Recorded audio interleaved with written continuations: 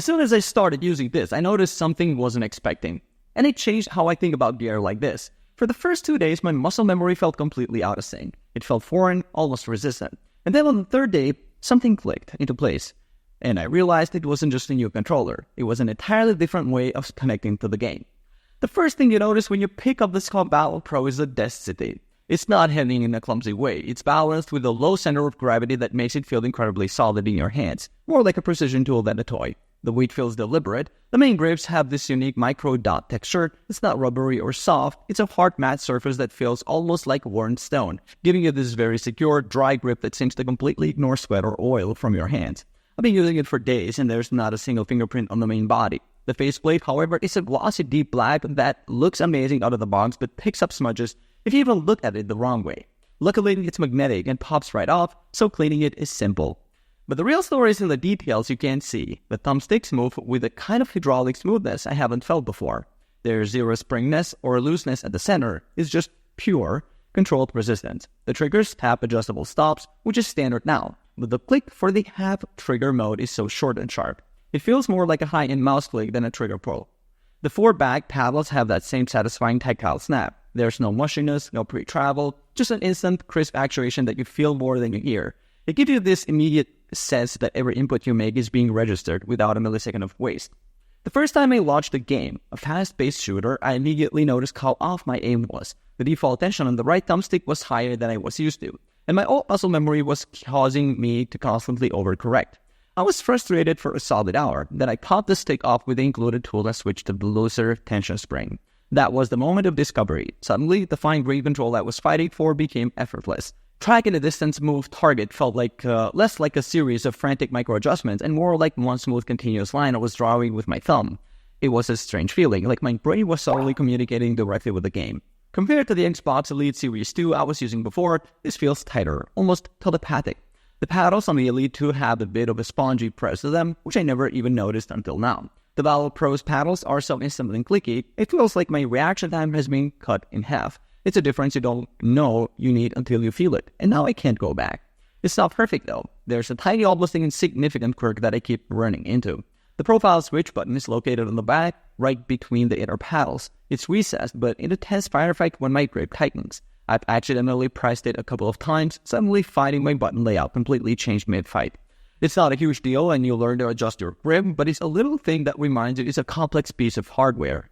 When you scroll through the product page, you can immediately see what the company wants you to believe this product is about. They really highlight the swappable components, the different stick heights, the faceplate colors, the anti-friction rings, and don't get me wrong, the customization is great, but what surprised me is how little they bring up the software experience, even though that's the part that actually changed the day-to-day feel of using it. The beauty of the IQ integration in a small bullet point, that software is where you can remap everything, sure, but it's also where you can fine-tune the stick response curves. I always find it interesting what brands emphasize, the flashy physical stuff, and what they quietly leave out, which in this case is the powerful but less glamorous digital engine running the whole show. After about a week, this controller just blended into my setup. I found myself reaching for it not just for competitive gaming, but for everything. Navigating menus, playing a slow-paced RPG, the satisfying tactile feel of the buttons, and the smooth glide of the sticks just make every interaction feel better. It's the kind of thing you stop thinking about while using it, in a good way. It just disappears, and you're left with a more direct connection to what's on screen. Something I didn't expect to appreciate was the battery life. With a wireless controller that packed with tech, I was prepared to be charging it every single day. But I've been getting a solid 3 days of heavy gaming out of it before needing to plug it in. That's been a pleasant surprise.